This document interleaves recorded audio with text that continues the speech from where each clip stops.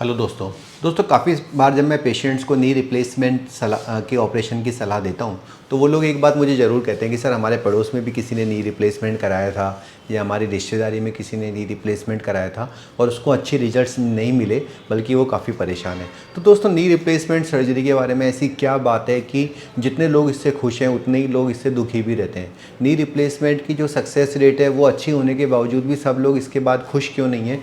इस वीडियो को आप शुरू से लेकर लास्ट तक पूरा देखिए और मैं बताता हूँ कि क्या कारण है कि नी रिप्लेसमेंट सर्जरी करवा लेने के बाद भी दर्द पूरी तरीके से नहीं जाता। नमस्ते दोस्तों, मेरा नाम डॉक्टर नवीन शर्मा है और मैं सीनियर कंसल्टेंट हूँ अपोलो हॉस्पिटल जयपुर में और एडवांस हॉस्पिटल जयपुर में।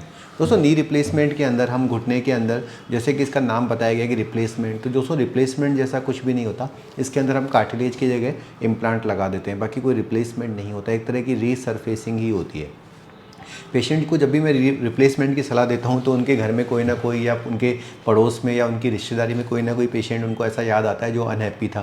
तो दोस्तों मैं आपको बताता हूं कि नी रिप्लेसमेंट सर्जरी के अंदर सबसे इंपॉर्टेंट चीज़ जो होती है दोस्तों वो ये होती है कि आप पेशेंट का सिलेक्शन यानी कब ऑपरेशन का चुनाव करते हैं। नी रिप्लेसमेंट के लिए सबसे इंपॉर्टेंट है कि सही सिलेक्शन होना। अगर पेशेंट का सिलेक्शन सही ढंग से किया गया है तो हमेशा ही आपको बेस्ट रिजल्ट मिलेंगे, और पेशेंट के सिलेक्शन में अगर गलती हो जाती है तो आपको बेस्ट रिजल्ट नहीं मिलते।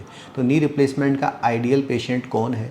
एक वो पेशेंट जिसकी एज 45 से 60 साल के बीच में है। अगर आप बहुत लेट एज में यानी 70, 75, 80 साल की उम्र में नी रिप्लेसमेंट कराते हैं तो रिप्लेसमेंट के रिजल्ट इतने अच्छे नहीं होते दोस्तों, क्योंकि उस वक्त हमारी मसल्स बहुत वीक हो जाती है, हमारी बोन्स बहुत वीक हो जाती है, तो उसकी वजह से अच्छे इम्प्लांट के साथ भी बेस्ट रिजल्ट नहीं मिलेंगे। तो अगर आपको डॉक्टर ने रिप्लेसमेंट की सलाह दी है और आप 45 से 60 साल की उम्र में हैं तो आप रिप्लेसमेंट करा लीजिए। लेकिन कई लोग क्या करते हैं कि वो ये सोचते हैं कि रिप्लेसमेंट की उम्र कम होती है तो जितना हो सके हम खींचेंगे और फिर बाद में कराएंगे। ऐसे में एज जब 70-75 के ऊपर निकल जाती है तो मसल्स और बोन इतनी कमज़ोर हो जाती है कि रिप्लेसमेंट के अच्छे रिजल्ट नहीं मिलते। दूसरा कारण हो सकता है वज़न ज़्यादा होना। अगर पेशेंट का वज़न बहुत ही ज़्यादा है, ओबेसिटी है, तो ऐसे में क्या होता है कि उसकी जो मसल्स है वो काफ़ी वीक रहती है और फैट का जो प्रोपोर्शन है वो काफ़ी ज़्यादा होता है। तो ऐसे में उसको अच्छे रिजल्ट्स नहीं मिलते दोस्तों। कई बार मोटे पेशेंट्स हैप्पी महसूस नहीं करते। इसलिए अगर आपका वज़न कंट्रोल है तो डेफ़िनेटली रिजल्ट अच्छे आएंगे। लेकिन अगर वज़न ज़्यादा है, एक्सेसिव वज़न है, तो सबसे पहले मेरा सजेशन ये रहता है कि वेट को किसी तरीके से कम किया जाए। यहाँ तक कि कई लोगों को मैं बेरिएट्रिक सर्जरी की भी सलाह देता हूँ, क्योंकि अगर वज़न ज़्यादा है तो नी रिप्लेसमेंट के अच्छे रिजल्ट्स नहीं मिलते। तीसरा है बोन क्वालिटी। अगर आपकी बोन बहुत ज़्यादा ऑस्टियोपोरोटिक है, कैल्शियम की बहुत ज़्यादा कमी है, तो अच्छे से अच्छे इम्प्लांट के बाद भी आपको अच्छे रिजल्ट नहीं मिलेंगे। इसलिए यदि आपने नी रिप्लेसमेंट की आपको सलाह दी गई, बोन क्वालिटी की जांच जरूर करा लें। अच्छी और स्ट्रॉन्ग बोन होने के बाद ही अच्छे रिजल्ट्स मिलते हैं। चौथा कारण हो सकता है एसोसिएटेड कोमॉर्बिडिटीज़, जैसे hypertension, diabetes, thyroid, cardiovascular problems, कोई और दिक्कत, किसी और चीज़ के लिए दवाइयाँ चल रही हो, पार्किंसन डिजीज़, सीवीए। तो अगर नी रिप्लेसमेंट के साथ साथ आपके कुछ और भी बीमारियां हैं जैसे शुगर या थायराइड, तो इनका कंट्रोल में रहना बहुत ज़रूरी है। अगर आपकी शुगर कंट्रोल नहीं है, अगर HbA1c 8 से कम नहीं है, तो आपके इन्फेक्शन का चांस बना रहेगा। यदि थायराइड में भी TSH आपका 7 या 8 से बहुत ज़्यादा है तो आपको बहुत अच्छे रिजल्ट्स नहीं मिलेंगे। यानी नी रिप्लेसमेंट का फ़ायदा तभी है जब आपकी कोई और बीमारी ना हो। अगर हाइपरटेंशन है तो बीमारी कंट्रोल में होनी चाहिए। अगर आप खून पतला होने की गोली ले रहे हैं तो उसे 3-4 दिन पहले बंद करना पड़ता है। तो एसोसिएटेड कोमॉर्बिडिटीज़ अगर हैं और आप रिप्लेसमेंट करते हैं तो रिजल्ट्स कॉम्प्रोमाइज़ हो सकते हैं। आसपास की जो बाकी बीमारियाँ हैं उनका कंट्रोल करने के बाद ही आप नी रिप्लेसमेंट का चुनाव करें।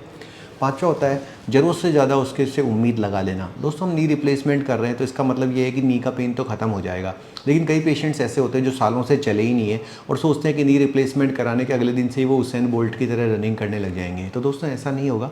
थोड़ा थोड़ा आपको एक्सरसाइज के साथ अपना स्टेमिना बढ़ाना पड़ेगा। आप ऐसे सोचिए कि कोई जीप है और गैरेज में कई सालों से खड़ी है, तो ऐसा तो नहीं हो सकता ना कि आप सिर्फ टायर चेंज कर दें और अगले दिन से ही जीप भागने लग जाए। उसका इंजन भी तो पुराना पड़ चुका है। तो आपको एक्सरसाइज करके धीरे धीरे स्टेमिना को बिल्ड करना पड़ता है। कई सारे पेशेंट जिनके आर्थराइटिस है वो मुझे कहते हैं कि सर हम रिप्लेसमेंट करना चाहते हैं, तो आप ये बताइए कि क्या हम रिप्लेसमेंट करने से पहले चलना बंद कर दें या चलते रहें। दोस्तों मैं यही कहूँगा कि मिनिमम 1-1.5 किलोमीटर आप डेली चलते रहिए ताकि हार्ट की पावर, स्टेमिना बना रहे, मसल्स की पावर बनी रहे। तो यदि आप सोच समझ के डिसीजन लेते हैं जिसमें कि आपकी एज आपके फेवर में हो, आपका वजन आपके फेवर में हो, एसोसिएटेड कोमॉर्बिडिटीज़ ना हो और आपके बीपी शुगर अगर हो तो भी कंट्रोल में हो, इसके अलावा जब आप ऑपरेशन करा रहे हो उससे लंबे समय से बेड रेस्ट पे ना हो, चलते फिरते कंडीशन में ही करवा लें, तो आपको नी रिप्लेसमेंट के बेस्ट रिजल्ट्स मिलेंगे। दोस्तों अगर आपको भी नी रिप्लेसमेंट की सलाह दी गई है और आपको समझ में नहीं आ रहा कि कहाँ जाएँ या कहाँ पे करवाना सही रहेगा, तो नीचे लिखे गए नंबरों पर संपर्क कर लीजिएगा और मैं आपकी हेल्प करूँगा। धन्यवाद दोस्तों।